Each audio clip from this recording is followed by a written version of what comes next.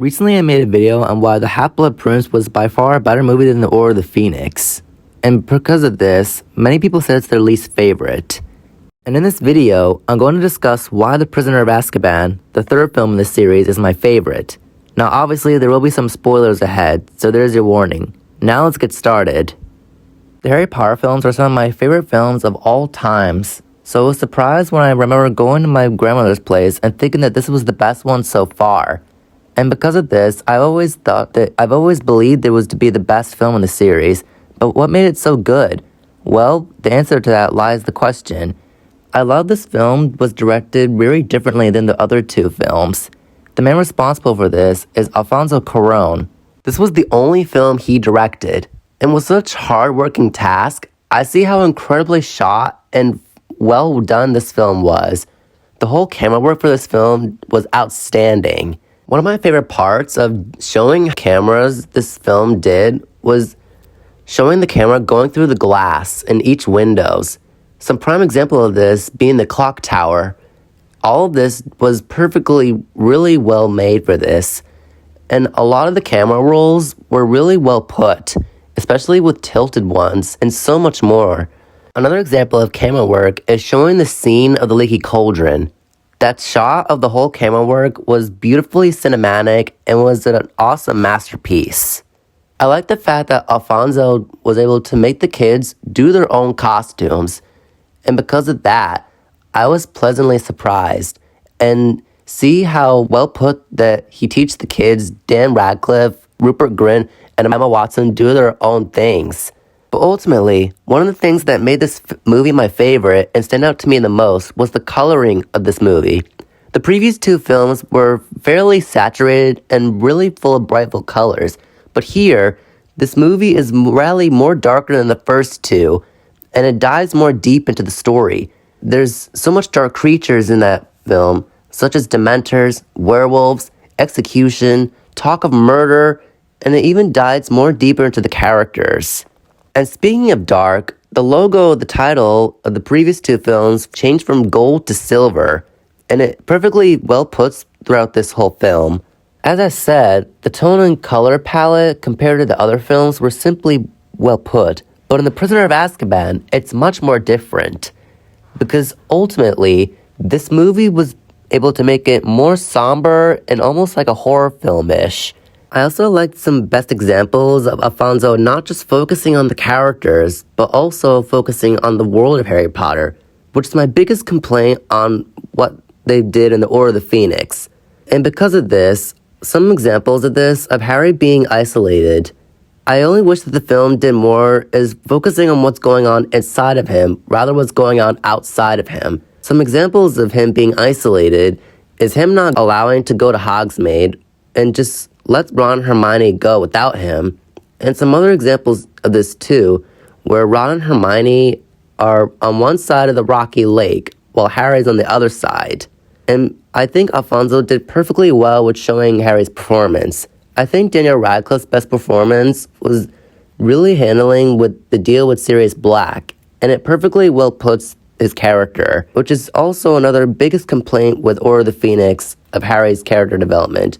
Because in The Order of the Phoenix, David Yates just focused on the characters instead of focusing on the world, which is a huge prime example of why it's such a difference.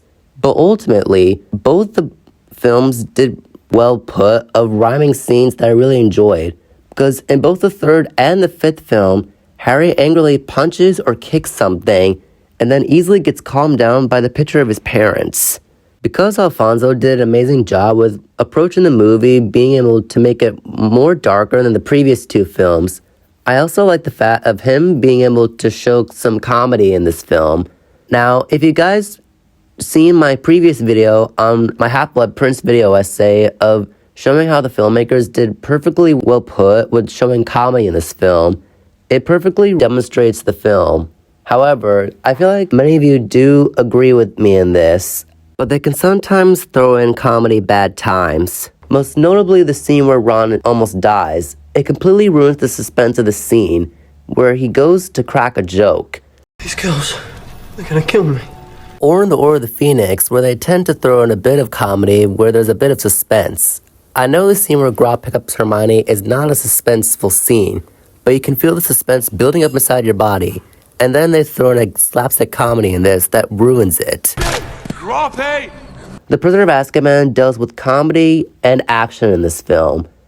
Some of the things that I really enjoyed that really shows comedy is the way it was approached in the beginning of the movie. In this scene, Harry blows up his Aunt Marge, and it perfectly demonstrates that there might be some comedy in this film. And the same could be done in the comical night bus scene. I was cracking up some parts that makes me laugh all the time.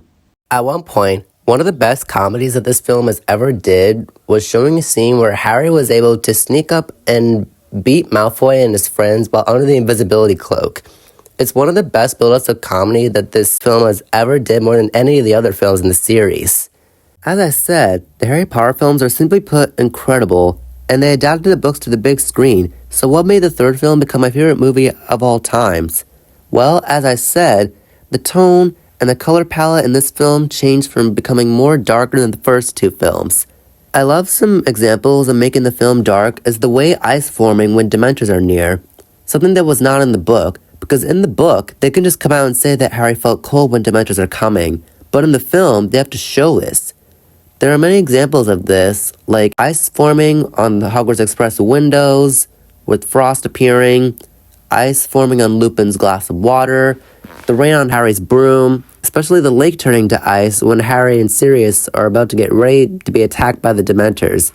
And some other examples of this include the lights in the underpass tunnel in the Order of the Phoenix. The way they did the time turner scene was perfect. I feel like it was handled way more better in the films than in the books. And I love the way they let Hermione throw rocks to get their attention. In the book, however, they just literally watch themselves and play no part here. The circle in and outs of Alfonso using them to use the scenes of Harry passing out was really well thought out, especially with the fade ins, fade outs, transitions, and so much more. The Shrunken Head is another prime example that was also added in the film that was not in the book, and the fact that the Shrunken Head's animation was really well made. And I also love the fact that they animated the Dementors. The fact that they trained them as puppets and used the way they trained them underwater was groundbreaking. And the fact they used CGI was perfectly animated and really well done. And they were so elegant but also frightening at the same time when we see them on screen. Overall, this movie stands out to me way more than the other films in the series. Practically because this was the only film directed by Alfonso Cuarón, which to me, he did way more better than the first two.